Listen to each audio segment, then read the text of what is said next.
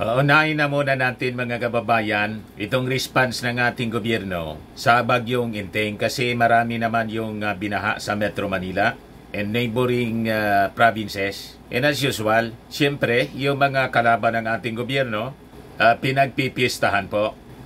Kaliwat kanan na naman po sa pag-atake laban sa ating Pangulong Bongbong Marcos. Nasaan po ngayon yung ating Pangulo? Yung Pangulo po, sige lang ang trabaho. Pakinggan natin yung sinasabi ng ating Pangulo.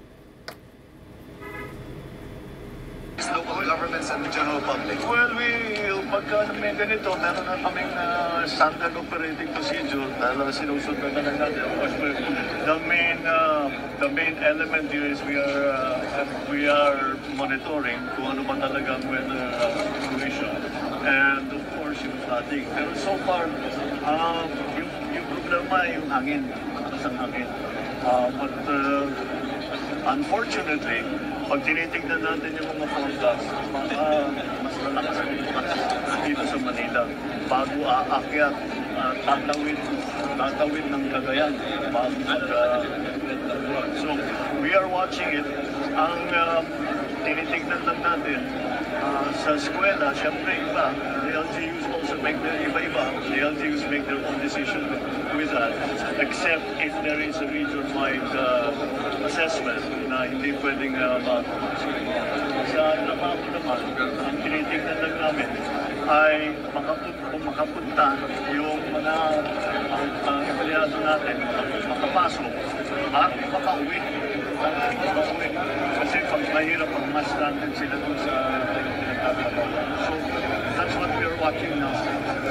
And we're prepared for the aftermath of all of this. As usual, nag-forward placement na tayo ng mga kailangan. We will just have to wait for the weather to see what it will do. Hopefully, umiwas sa atin, but even if it does not, we have all the elements in place to support people na magiging mahihirapan na sa pag-intake. So we are just watching it and we are trying to adjust. We leave a lot of the decision-making to the LGUs and to the regional offices because iba-iba ang sitwasyon. So, but as we go on to the rest of the day, we will see. We will try to give the bulletin as early as possible for work and school tomorrow. Ang instruction pa sa kanila, kung maaari, bago tayo matulog, alam na natin kung may pasok. Para makapag-adjust sa kanya. Tulungin niyo po bang NDRRMC today? I'm sorry? Are you going to meet with the No, they're working. Alam mo, that's always my policy. Hindi ko, pagka nasa gitna ng crisis, hindi ko sila tinatawag, nagtatrabaho sila. Besides, wala naman, they keep reporting naman to me at yung sa specific areas, doon lang naman ang papago. As a whole, nationwide, region-wide, island-wide, kung ano man ang area na affected, that's we are monitoring and we will give the advisories as quickly as possible. So doon kami pumapasok sa national. That's when we come in and make the advisories as to whether or not may pasok sa eskwela, may pasok sa Alright? Alright, thank you. So yun po yung ating Pangulong Bongbong Marcos. Hands-on siya. Sabi niya, yung NDRRMC hindi niya iniistorbo. Pati yung mga local governments. Kasi nagtatrabaho sila. Sila yung nasa frontliners. Pero continuously, nakamonitor ang ating Pangulong Bongbong Marcos. At regular yung flow ng mga reports sa Palasyo Malacanang. Ina-update lagi yung ating Pangulo. That's anya may policy. Always may policy. Kasi kung magpaparapa-meeting siya, papatawag niya yung NDRRMC na nagtatrabaho, imbes nagtatrabaho, magmi-meeting sila. Alam naman nila kung ano na yung trabaho. That is standard operating procedure. Tama pa? Ngayon, kung may mga pagkukulang, yun na po, i-address yan ng national government. Doon magpapa-meeting sa assessment ng mga damages, yung ating Pangulong Bongbong Marcos sa iba-ibang mga agencies ng ating gobyerno para sa support ng national government. Ganun po ang tamang sistema. Ito yung baha sa Antipolo po. Matindi po.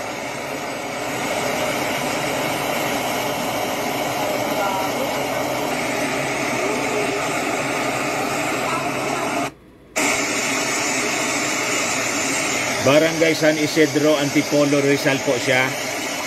Courtesy ng Philippine Star. Yan po, flash flood in Antipolo.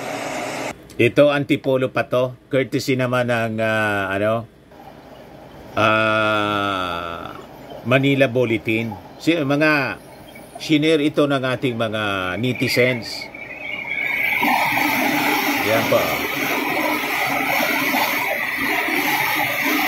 Raymond Calios ang nag-share nito.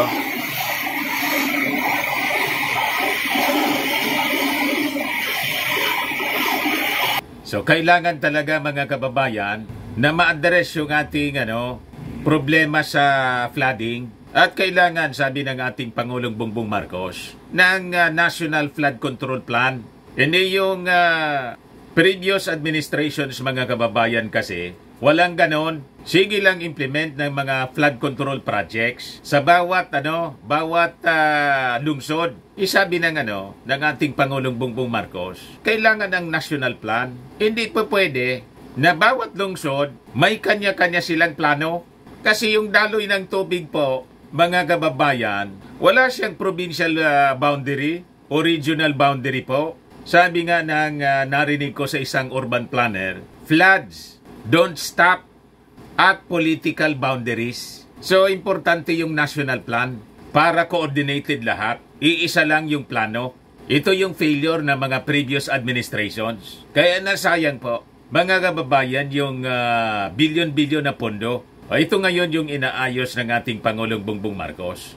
But, of course, it will take time. Kaya yung mga turo ng turo po ng sisi sa ating Pangulo. Kasi yung Karina po, lumubog tayo. Ngayon naman, lumubog tayo. 2 years pa lang po yung ating Pangulo. Yung 6 years nga po ni Digong, na kung saan mga kababayan, 11,000 plus na flood control projects yung kanyang inimplement. Wala man tayong naramdaman. Tapos hinahanap ninyo yung 5,500 flood control projects ng ating present administration. So 11,000 plus, hindi ninyo inahanap. O diba? Lagi ninyong nakikita yung present administration. Yung pag-implement po ng mga flood control projects, it will take time, years. Yung 6 years nga po ni Digong, wala nangyari. Tapos yung 2 years ng ating Pangulo, hinahanapan ninyo ng solusyon. Ito yung 5-year infrastructure development highlight sa zona ni Digong. July 27, 2021. Ilan yung budget, mga kababayan? 2.5 trillion pesos. Yung budget sa mga infrastructure projects that includes flood control. Sabi diyan, for flood prevention, mitigation and control, the DPWH completed a total of 11,340 projects spread all over the country with 7,782 projects in Luzon. That includes in Metro Manila, 1,752 in Visayas, and 1,886 in Mindanao. Malinaw na mga DDS, mas marami yung flood control projects ni Digong, 11,000 plus. May naramdaman kayo?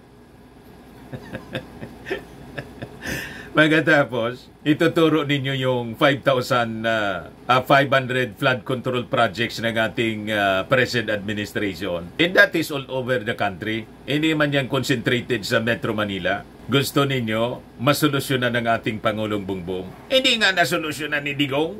Trillion yung budget. Diba? So, kailangan talagang i-review. Kailangan natin ang National Flood Control Plan. Yan ang totoo niyan. But anyway, hindi yan yung topic natin talaga ngayon. Pag-usapan natin yung budget ng DepEd, mga kababayan, kasi yun ang naging topic sa hearing kahapon. Matindi po yung na-discovery ng ating mga congressmen. May nabuksan po silang can of worms. umalingasaw yung baho. Matindi pala po ang korupsyon, mga kababayan sa DepEd. Patong-patong yung problemang iniwan po ni Inday. At lahat ito, mga kababayan, involving money. Money, money, money. Sabi ko sa inyo, pagdating po sa pera, tama yung sabi ng mga congressmen. Si Inday Anya, may dubious records. Dubious track records pagdating sa kwarta.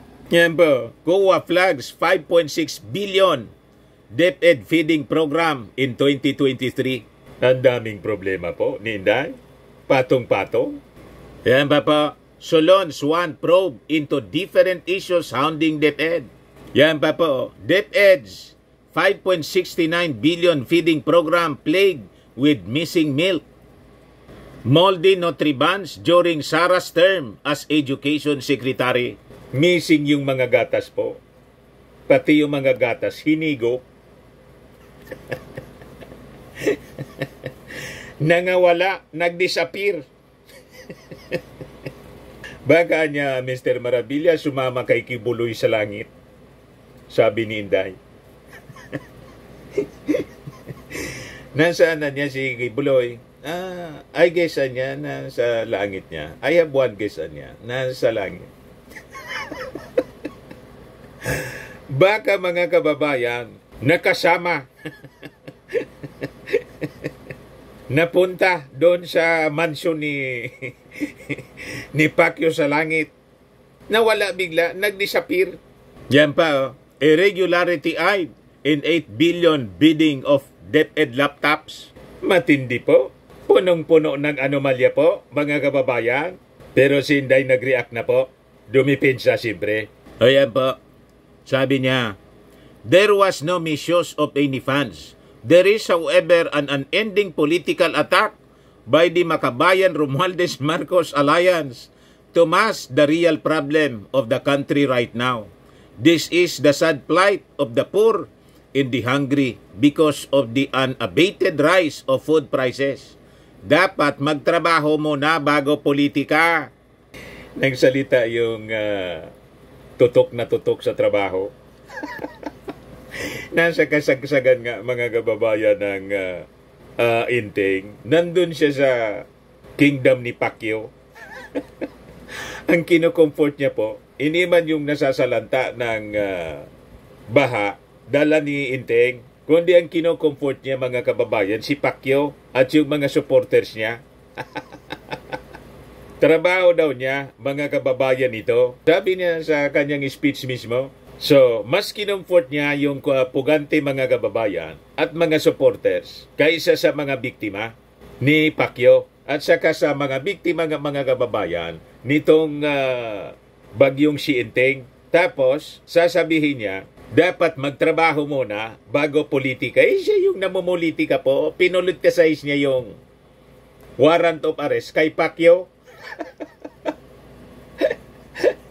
You see? But anyway, ibigay ko sa inyo po itong mga kahindik-hindik na kwento mula sa nadiskubring nabuksang can of worms sa DepEd.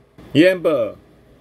Yung feeding program ng DepEd, mga kababayan, under Sara, puno ng anomalya, plague with missing milk, moldy nutribans. Yun ang nadiscover ng mga taga-kuwa po. So, hindi lang po confidential funds yung nalunok.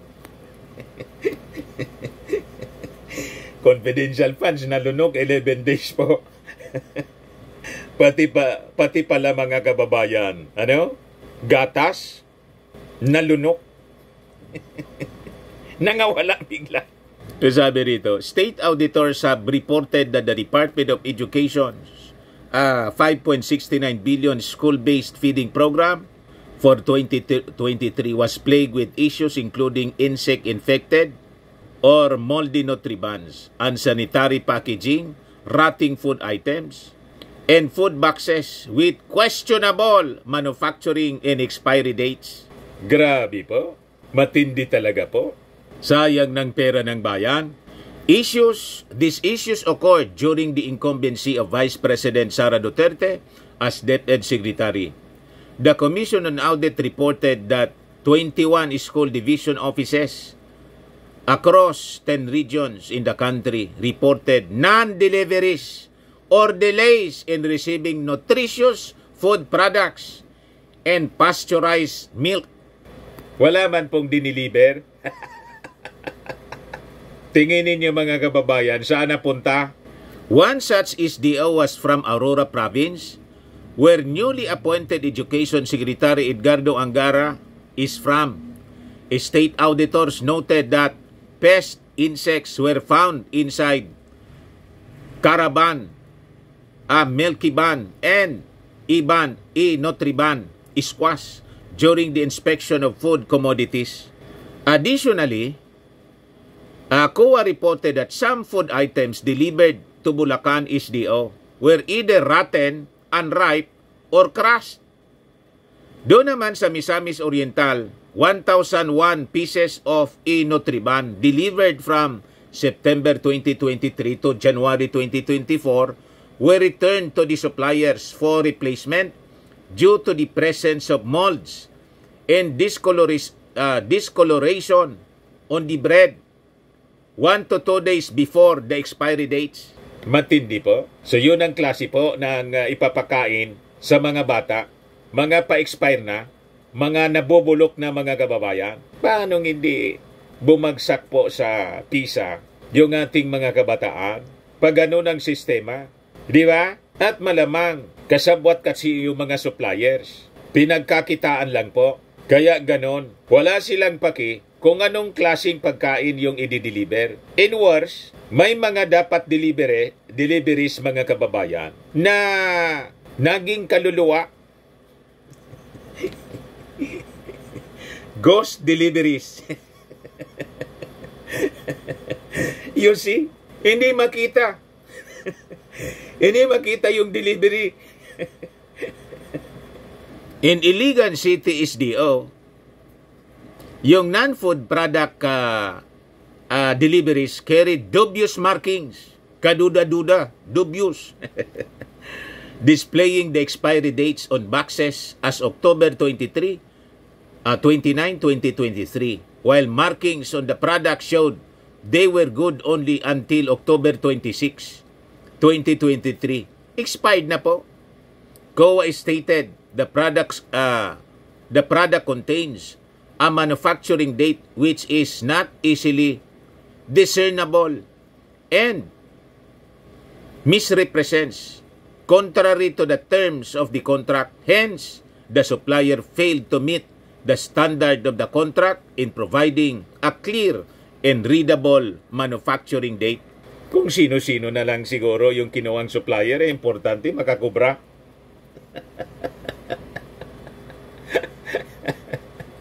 Matindi po, mga kababayan. Tapos ang slogan, mali natin ang Pilipinas. Sabi ko sa inyo, mag-ingat kayo sa mga ganyang tao, sa mga sinungaling na tao. Ito po, kaya nagawa ang ganito po, produkto to ng kasinungalingan. Yung kasinungalingan nila, unti-unti na po na nabubunyag. Ito na ngayon, na-discover na yung mga sinasabing deliveries, nabubulok na pala. At yung iba, mga kababayan, ghost. Ghost deliveries, hindi man po nangyari. So sabi dyan, these irregularities were not limited to Aurora, Bulacan, Misamis Oriental, and Iligan City, but also occurred in Metro Manila, where the Quezon City SDO reported poor food packaging in non-compliance with contract specifications, specifically regarding size and weight.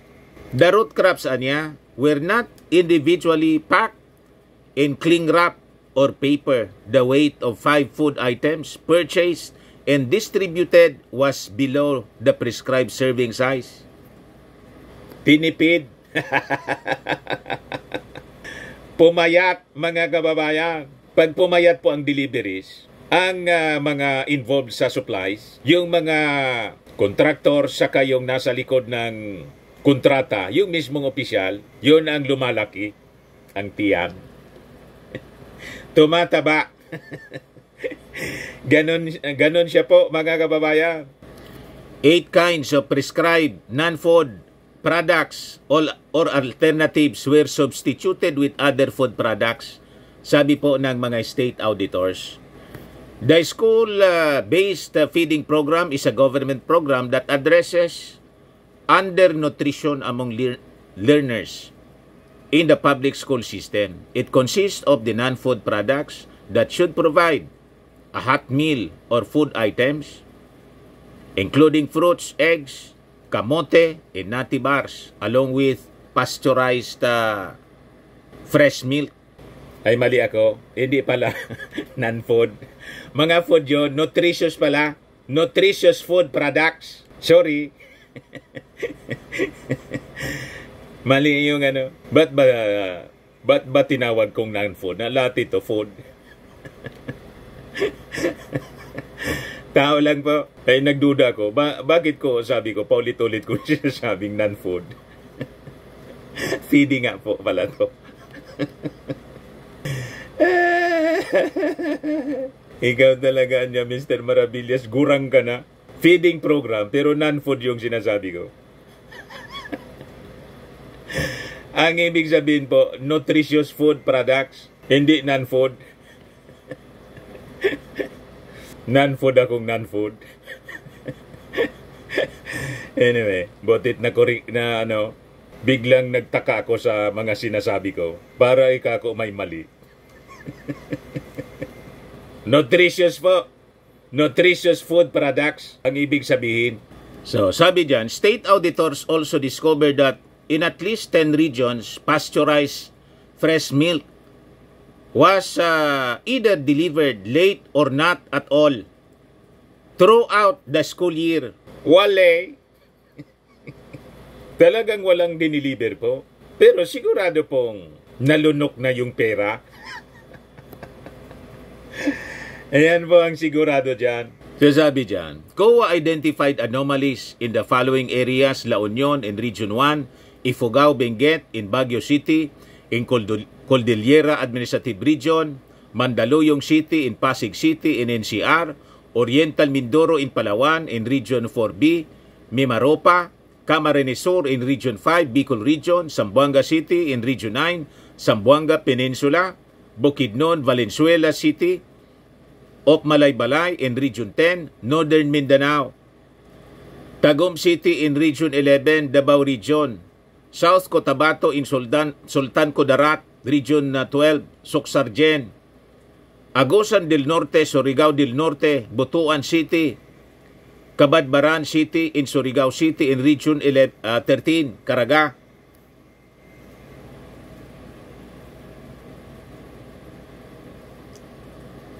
Several anomalies and irregularities were attributed to months-long delays in signing supply contracts with the Philippine Carabao Center or the National Dairy Authority.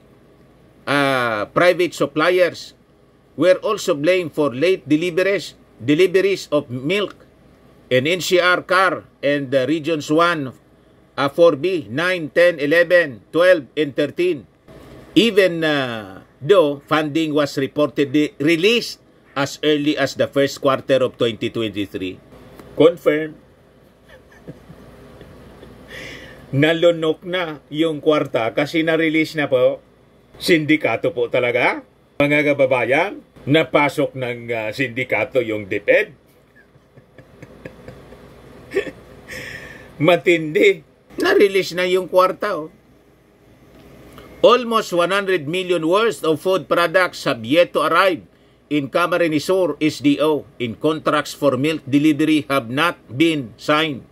As of February 14, 2024, nutritious food products totaling to 6,847,234 units amounting to 98 million plus remained undelivered.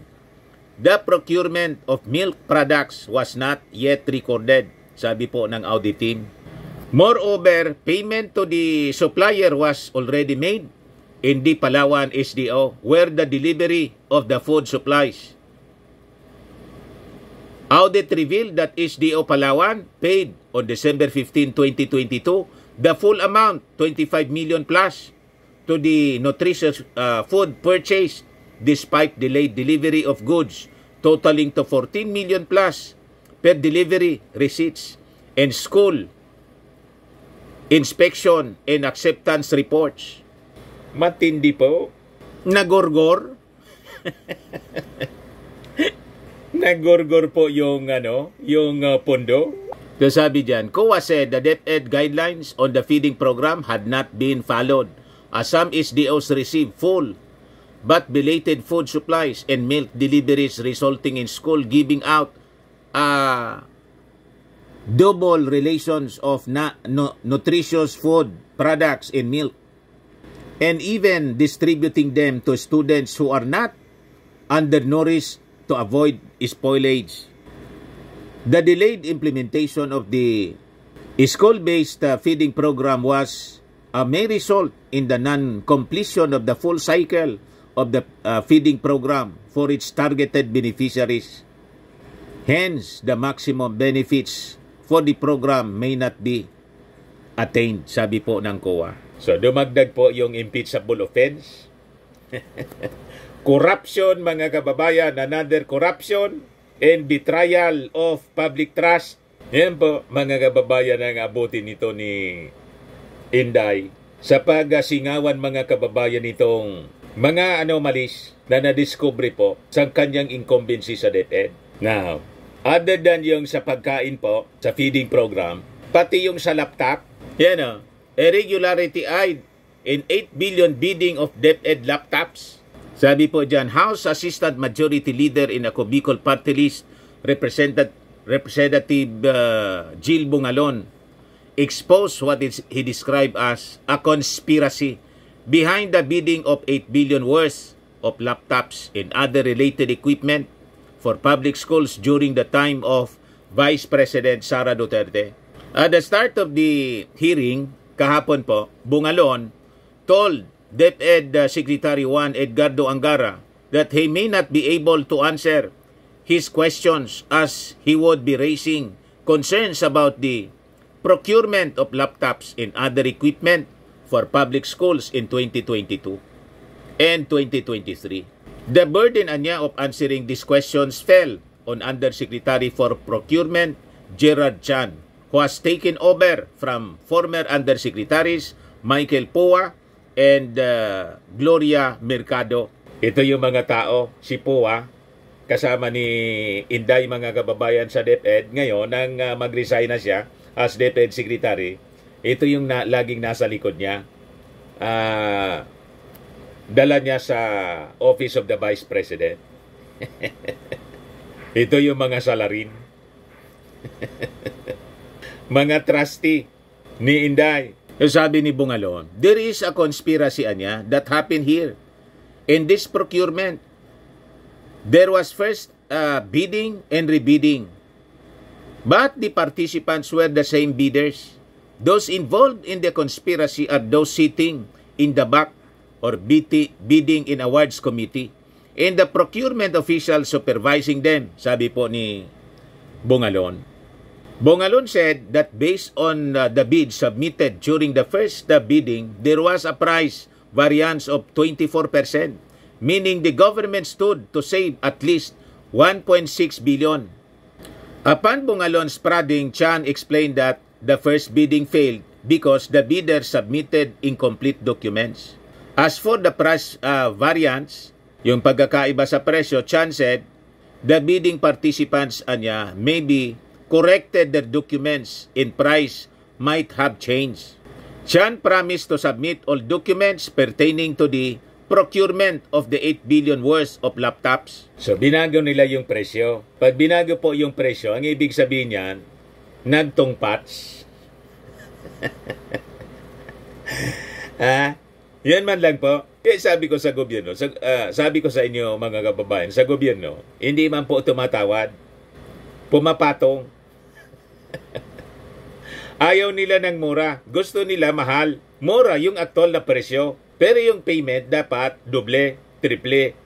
Triple na sa aktual na presyo. Ganon po ang sistema. Yon ang nadiscover sa DepEd, mga kababayan. Patong-patong na tungpats. Tungpats na, patong-patong pa. Kaya po, papaimbestigahan. Tuloy-tuloy ang investigasyon, mga kababayan ng Congress. Ayan po, Solon Swan probe into different issues hounding DepEd. Kaya lalo nitong iinit yung ulo ni Inday. Sasabihin niya, pinagkakaisan siya ng sabuatang Makabayan Black and Romualdez. Pinopolitika siya. Ipaliwanag mo kasi ng maayos. Bakit ito ganito? Bakit may mga missing na deliveries ng gatas? Milyon-milyon. At iba nabubulok na ng mga pagkain. At ito pa, yung laptops, biglang nagbago yung presyo. Kaya sabi dito po sa balita, during Monday's deliberations of DepEd proposed 2025 budget, ACT Teachers Party List Representative Franz Castro, ako Bicol Party List Representative Raul Angelo Bungalon, and Batangas Representative Gervi Luistro separately called for investigation due to different revelations on procurement problems when Vice President Sara Duterte was still leading the department. Luistro's call, meanwhile, was accompanied by isubpena on all bidding documents since 2022 regarding DepEd's computerization program, which have been hounded by significant delays in procurement and delivery, an issue pointed out by the Commission on Audit. The subpena will include certifications from end users that they received the information in communication technology or ICT materials, plus feedback from teachers who may have complained about the state of the computers, laptops, and smart television sets. Bungalon meanwhile raised concerns over a possible conspiracy as bidding procedures for the ICT materials were repeated even if the original prices in the first bidding anya were more advantageous to the government. Kasi yung dating bidding, tama na sana. Kasi mababa yung presyo. Nag-rebid para taasan yung presyo. Baligtad po. Ang bidding po para makamura, hindi para taasan yung presyo. Baligtad yung ginawa ng DepEd. Mababaan niya yung presyo ninyo. Mahinaan niya. Cancel. Magparibid tayo. Ang dapat na magbid dito, yung doble yung presyo.